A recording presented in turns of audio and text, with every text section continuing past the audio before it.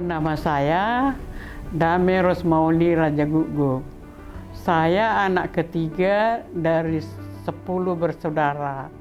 Saya lahir tanggal 28 November 1943 di kampung namanya Muara.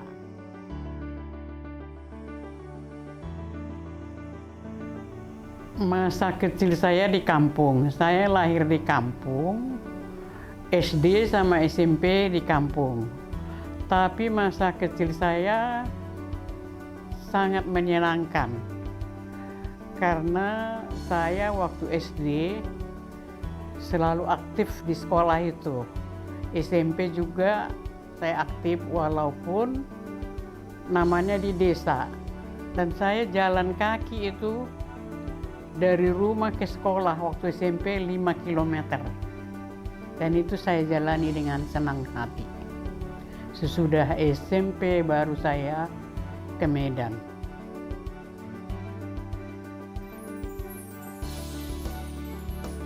Yang paling berkesan, saya selalu terpilih untuk nampil kalau ada acara ulang tahun kemerdekaan 17 Agustus. Baik itu manortor, martumba, atau bahkan memimpin lagu Indonesia Raya. Walaupun kecil, saya diangkat ke meja memimpin lagu. Masa kecil yang enak begitulah.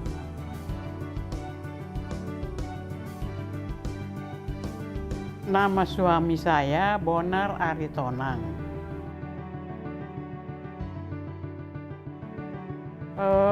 Bulan Agustus 1965.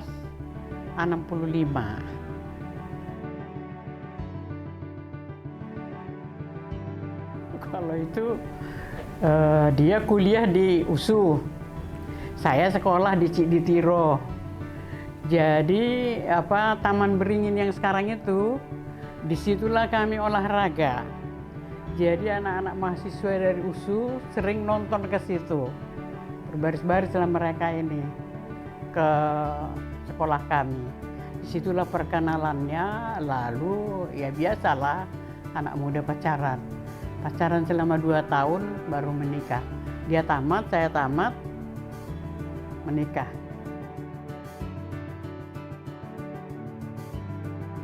Anak saya 6 orang. Tapi sudah meninggal 1 orang dulu. Jadi sekarang tinggal 5 orang. 5 ini sudah menikah semua. Bahkan sudah mengawinkan anak juga 2 orang. Cucu saya sekarang jumlahnya 14 orang.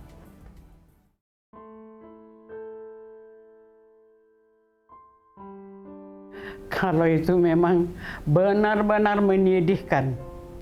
Sedih, bingung, saya nggak punya kerja dengan anak 6 orang yang masih sekolah, baru 1 yang kuliah, itu pun baru tahun pertama.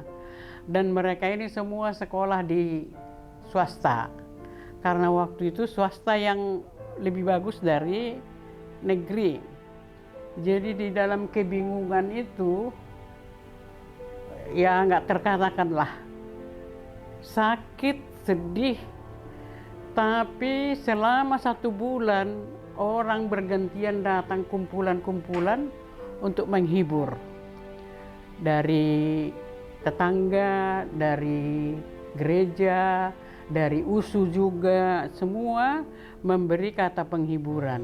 Dan waktu itu setiap kumpulan itu minimal 3 orang yang memberi kata penghiburan. Dan anak-anak saya semua ikut duduk di situ, bertahan sampai selesai.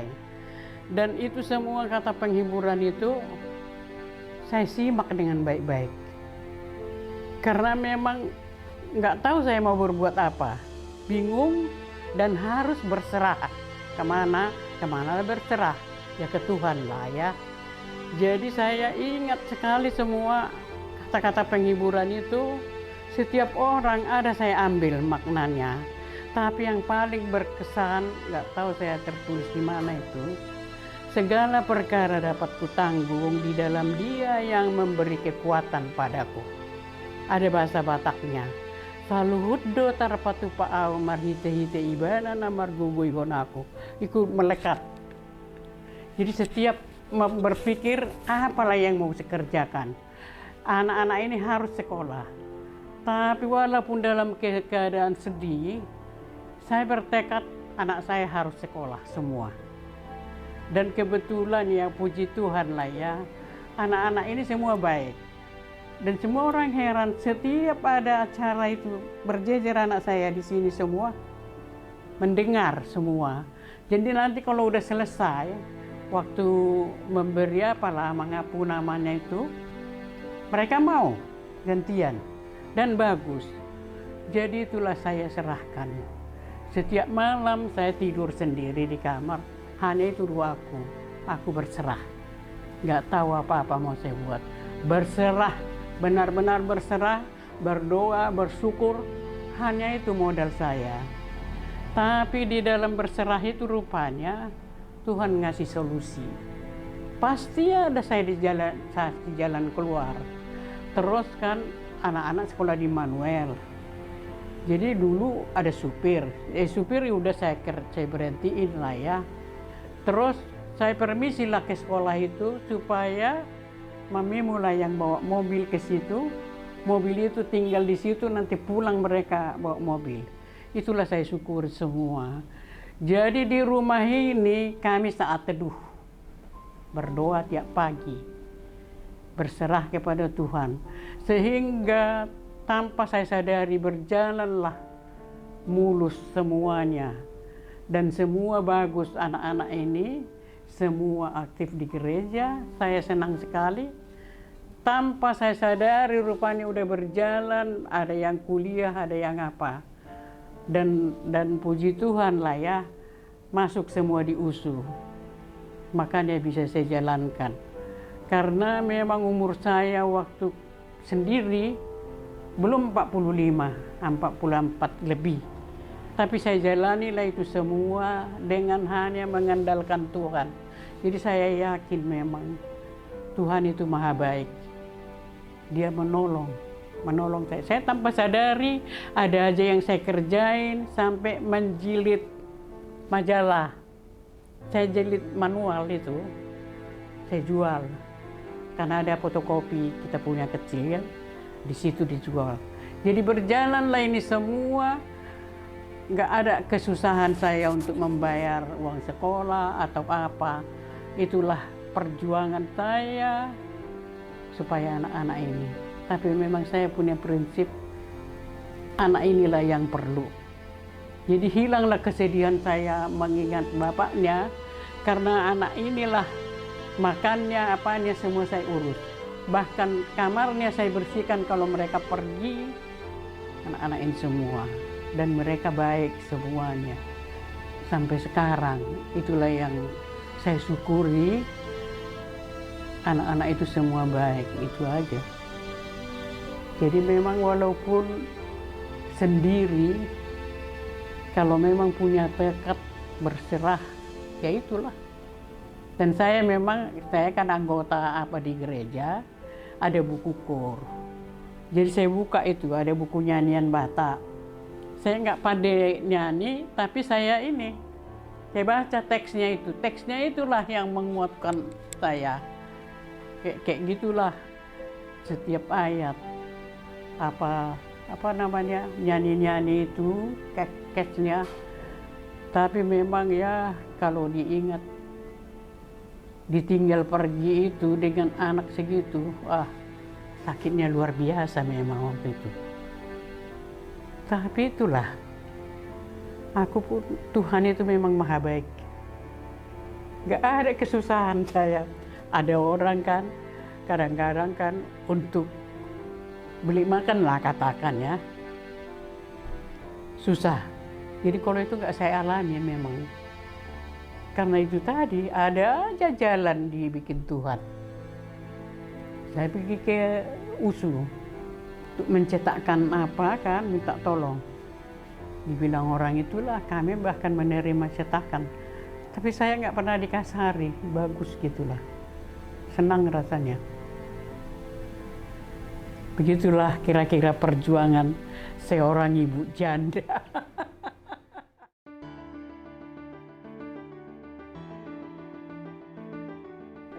Yang membanggakan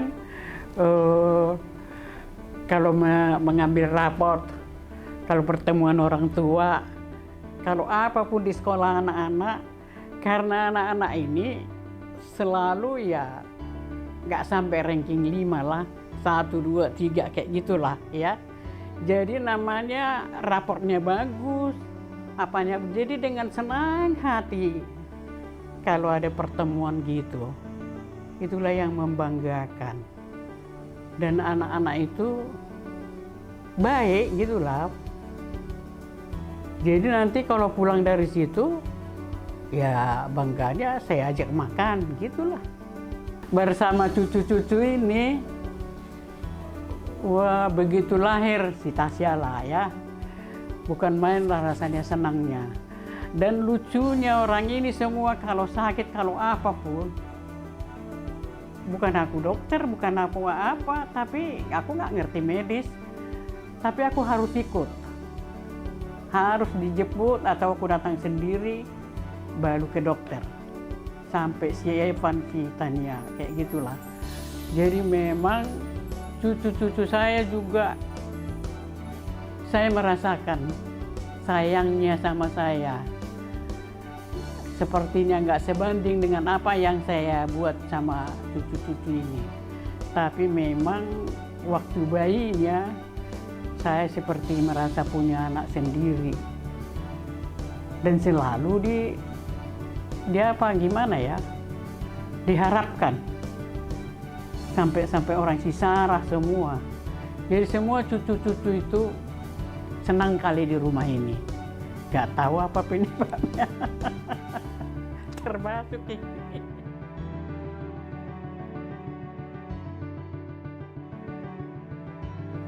Landasan itulah, andalkan Tuhan dalam hidupmu. Teruslah berbuat baik buat siapapun. Jangan pernah menyakiti orang. Karena kita kalau nggak ingin disakiti, jangan menyakiti orang. Itulah. Walaupun kita susah, pas-pasan, tetap kita bisa menolong. Itu harus dilakukan. Kalau datang yang lebih susah, tolonglah. Dan itu akan diberkati. Itulah.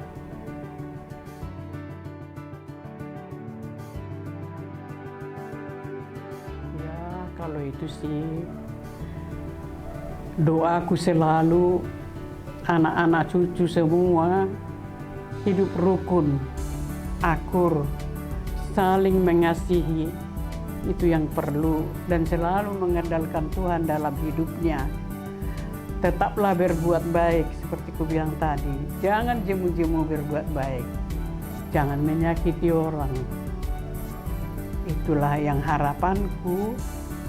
Kalaupun aku sudah pergi nanti, di belakangku maunya anak-anak ini semua rukun, akur-akur, saling mengasihi. Itu yang paling perlu, itu yang kuharapkan. Karena kebahagiaan orang tua itu adalah kalau melihat anak-anaknya bisa rukun, bisa sehat. Dan itu semua itulah harapan, doa. Jadilah pendoa buat anak cucu. Itulah tugas orang tua. Karena itulah tugasku. Kalau sudah jauh kayak si Tasya, si Sarah dulu, si Farel, asal mau tidur itu yang kudoakan. Supaya mereka sehat-sehat, sukses sekolahnya, itulah. Dan kita berserah. Tuhan tahu yang terbaik buat kita. Itulah andalanku. Karena memang jangan mengharapkan manusia. Kita harus seperti di gereja, saya aktif di gereja, saya nggak mau meributi, saya nggak mau merugikan gereja, kayak gitulah. Saya berterima kasih ya atas kehadirannya, atas wawancara yang diberikan kepada saya. Seperti apapun jawaban saya, ya itulah apa adanya. Memang gimana ya, berserah itulah, memang itulah andalanku. Hanya berdoa, berserah. Dan itu juga lah diharapkan kepada anak-anak, tetaplah berdoa nanti buat anak cucunya.